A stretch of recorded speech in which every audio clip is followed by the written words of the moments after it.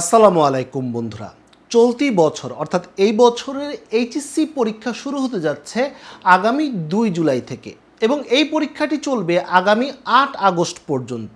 এরপর প্র্যাকটিক্যাল এবং অন্য কার্যক্রম রয়েছে, সব মিলিয়ে ১৫ই আগস্ট বলা যেতে পারে। তোমরা জানো এইচএসসি পরীক্ষার পর ৬০ দিনের মধ্যে অর্থাৎ ৬০ ডেইজের মধ্যে রেজাল্ট পাবলিশ করার একটি নিয়ম কিন্তু রয়েছে এবং এই সময়ের মধ্যেই বোর্ড রেজাল্ট পাবলিশ করে থাকে। সেই হিসেব করলে দেখা যাচ্ছে যে ৮ অক্টোবরের আশেপাশে তোমাদের রেজাল্ট পাবলিশ হওয়ার একটা সম্ভাবনা রয়েছে। তবে বিভিন্ন সংবাদ মাধ্যমে বলা হচ্ছে যে এবার আগেই অর্থাৎ সেপ্টেম্বরেই রেজাল্ট পাবলিশ হওয়ার একটা সম্ভাবনা রয়েছে, অর্থাৎ সেপ্টেম্বর মাসের শেষ দিকে। যেহেতু এইচএসসি পরীক্ষা, এর সাথে সাথে কিন্তু বাংলাদেশের যে পাবলিক বিশ্ববিদ্যালয়গুলো রয়েছে এর ভর্তি পরীক্ষাটি খুব ভালোভাবে জড়িত।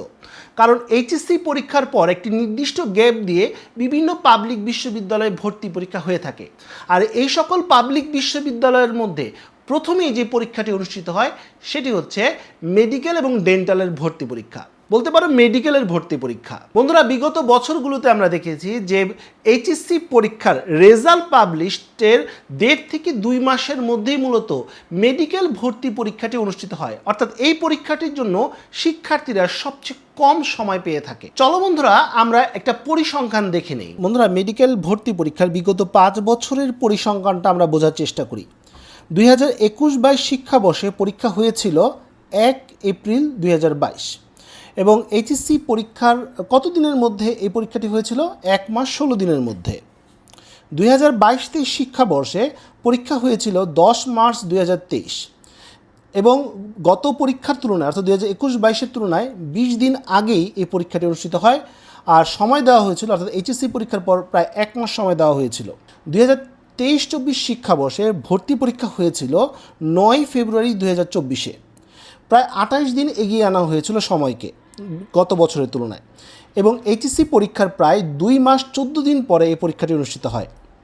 ২০২৪-২৫ শিক্ষাবর্ষে পরীক্ষা হয়েছিল ১৭ই জানুয়ারি ২০২৫ এবং প্রায় ২৩ দিন এগিয়ে আনা হয়েছিল এবং এইচএসসি পরীক্ষার প্রায় ৩ মাস ২ দিন পরে এই পরীক্ষাটি অনুষ্ঠিত হয়। ২৫-২৬ শিক্ষাবর্ষে ভর্তি পরীক্ষা হয়েছিল ১২ই ডিসেম্বর ২০২৫ এবং গত বছরের তুলনায় এটা প্রায় ১ মাস ১৪ দিন এগিয়ে আনা হয়েছিল এবং এইচএসসি পরীক্ষার প্রায় 1 মাস ২৬ দিন পরে এই পরীক্ষাটি অনুষ্ঠিত হয়।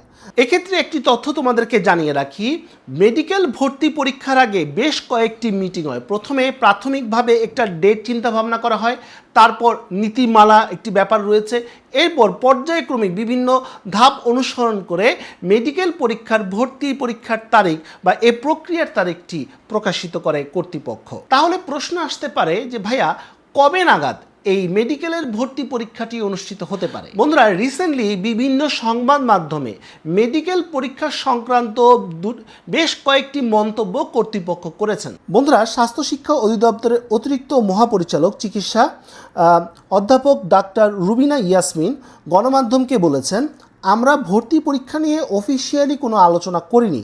যদি সেপ্টেম্বরে রেজাল্ট প্রকাশ হয় তাহলে নভেম্বরের মধ্যেই পরীক্ষা হতে পারে, তবে এটা নিশ্চিত নয়। অন্যদিকে একজন কর্মকর্তা নাম প্রকাশ না করা শর্তে গণমাধ্যমকে বলেছেন, বিগত কয়েক বছরের রেওয়াজ অনুযায়ী ১ থেকে ১.৫ মাস বা ২ মাসের মধ্যেই ভর্তি পরীক্ষাটি অনুষ্ঠিত হয়। এই রেওয়াজ অনুযায়ী এই বছর নভেম্বরের শেষ অথবা ডিসেম্বরের প্রথম সপ্তাহে ভর্তি পরীক্ষা আয়োজিত হবে। তার মানে নিশ্চয়ই তোমরা এই তথ্যগুলোর মাধ্যমে বুঝতে পারলে যে এইচএসসি পরীক্ষার ১.৫ থেকে ২ মাসের মধ্যেই এবার ভর্তি পরীক্ষাটি অনুষ্ঠিত হতে যাচ্ছে। আর এইচএসসি পরীক্ষার রেজাল্ট যদি সেপ্টেম্বরে দিয়ে থাকে, অর্থাৎ সেপ্টেম্বরের শেষে দেয়, তাহলে ভর্তি পরীক্ষাটি নভেম্বরের দিকে অনুষ্ঠিত হতে পারে, অর্থাৎ নভেম্বরের শেষ দিকে নিয়ম অনুযায়ী। আর যদি এইচএসসির রেজাল্ট অক্টোবরের ফার্স্ট উইকে দেয়, হয়তো বা তোমাদের মেডিকেলের ভর্তি পরীক্ষা ডিসেম্বরের ফার্স্ট উইক হওয়ার একটি সম্ভাবনা রয়েছে। অর্থাৎ সব মিলিয়ে তোমরা সময় পাচ্ছ ১.৫ থেকে ২ মাসের মতো। আর এদিকে কর্তৃপক্ষ কিন্তু চাচ্ছে দ্রুত পরীক্ষাগুলো নিয়ে সেশন জটের যে সমস্যা সেটা সমাধান করার জন্য। যাই হোক বন্ধুরা, তোমাদেরকে তথ্যগুলো জানিয়ে রাখলাম। পরবর্তী যখনই কোনো আপডেট আসবে ইনশাআল্লাহ আমি তোমাদেরকে জানিয়ে দিব। তোমাকে শুধু একটি কাজই করতে হবে, আমার চ্যানেলটি সাবস্ক্রাইব করে রাখতে হবে। তো বন্ধুরা, আজ এই পর্যন্ত। সবাই ভালো থাকো, সুস্থ থাকো। দেখা হবে আগামী কোনো ভিডিওতে। সে পর্যন্ত আল্লাহ হাফেজ।